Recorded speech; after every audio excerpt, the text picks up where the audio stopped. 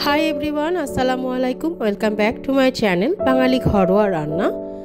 এখন যেহেতু আমের সিজন তাই আম দিয়ে আজকে আমি আপনাদের একটা ডেজার্ট তৈরি করে দেখাবো। এই ডেজার্টকে আপনারা আমের পুডিং অথবা আমের ব্রোকেন গ্লাস পুডিংও বলতে পারেন। আর এই পুডিংটা কিন্তু আমরা রেগুলার যেভাবে পুডিং তৈরি করে থাকি তার থেকে সম্পূর্ণ আলাদা হয়ে থাকে, দেখতে কিন্তু বেশ ভালো হয়ে থাকে। আর আশা করি বাচ্চারা এই পুডিংটা অনেক পছন্দ করবে। পুডিংয়ের রেসিপি তৈরি করার জন্য প্রথমে একটা আমকে নিয়ে নিব এবং আমকে এভাবে ছোট ছোট টুকরা করে প্রথমে কেটে নিব। আর এই আমটাকে কিন্তু আমরা একেবারে ম্যাশ করে ফেলবো, সেজন্য ছোট ছোট টুকরা করে নিলে ভালো হয়। আর কম আঁশ জাতীয় আম নিলে আমাদের জন্য প্রসেসিং করতে সুবিধা হয়। আমি এখানে 1.5 কাপ পানি দিয়ে আমটাকে খুব ভালো করে ব্লেন্ড করে নিব। অনেক সময় ব্লেন্ড করার পরেও কিন্তু কিছুটা আঁশ থেকে যায়, সেজন্য আমরা কিন্তু একটা প্যানে এই আমের পাল্পটাকে ঠিক এভাবে ছেঁকে নিব। দেখতেই পাচ্ছেন এখানে হালকা কিন্তু একটু আঁশ বের হয়েছে। এখন এর মধ্যে আমি 1/4 কাপের মতো চিনি আর 2 চা চামচের মতো আগার পাউডার অ্যাড করে দিয়ে খুব ভালো করে মিক্সড করে নেব। মিক্সড করা হয়ে গেলে চুলায় মিডিয়াম লো হিটে এই আগার চিনি আর আমের মিশ্রণটাকে জাল দিয়ে ঠিক এভাবে ঘন করে তৈরি করে নিতে হবে।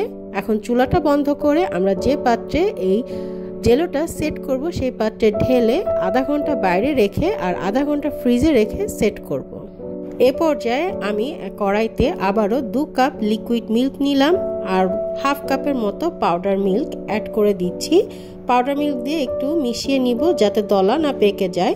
পাউডার মিল্ক দেওয়া হয়ে গেলে 1 কাপের 3 ভাগের 2 ভাগ আমি কনডেন্স মিল্ক অ্যাড করছি। এটা আপনারা কি পরিমাণে মিষ্টি খেতে পছন্দ করেন সেই পরিমাণে অ্যাড করে নেবেন। আর কনডেন্স মিল্কের পরিবর্তে চাইলে চিনিও ব্যবহার করতে পারেন। 2 টেবিল স্পুনের মতো আগার পাউডার দিব আর হ্যান্ড উইস্ক দিয়ে এভাবে আমরা মিক্সড করে নিব যাতে দলা পেকে না যায়। একদম মিডিয়াম লো হিটে অনবরত নেড়ে চেড়ে এই দুধ আর আগার কনডেন্স মিল্ক আর মিল্ক পাউডার মিশ্রণটাকে মিক্সড করে নিব। আর খেয়াল রাখতে হবে চুলার জাল কিন্তু একেবারে মিডিয়াম থাকবে এবং এটাকে অনবরত নেড়ে যেতে হবে, কখনো কিন্তু নাড়ানো থামানো যাবে না।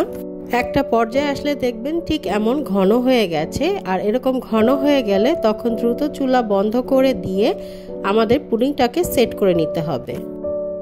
পুডিংটাকে সেট করার জন্য আমরা আগে থেকে যে ম্যাঙ্গো জেলোটা তৈরি করে রেখেছিলাম সেই ম্যাঙ্গো জেলোটাকে ঠিক এভাবে ছোট ছোট টুকরা করে আগে থেকেই কেটে নিব।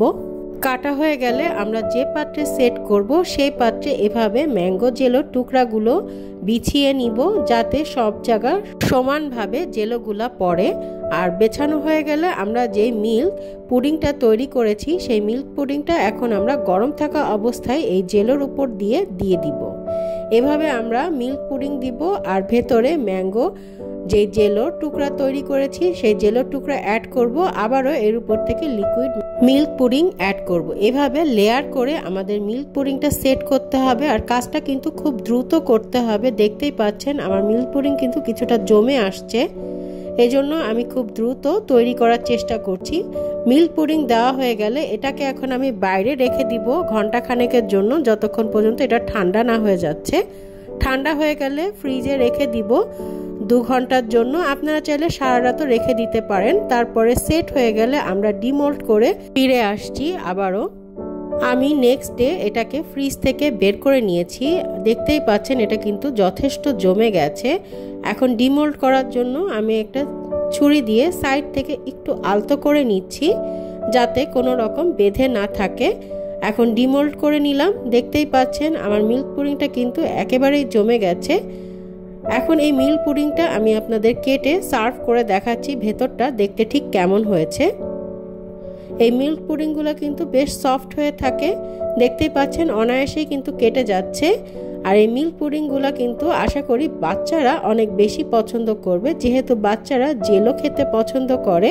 আর এই পুডিংয়ের মধ্যে আমি ম্যাঙ্গো জেলোটাও ব্যবহার করেছি, সেজন্য বাচ্চারা আশা করি অনেক পছন্দ করবে এই ম্যাঙ্গো জেলো পুডিংটা অথবা ম্যাঙ্গো ব্রোকেন গ্লাস পুডিং।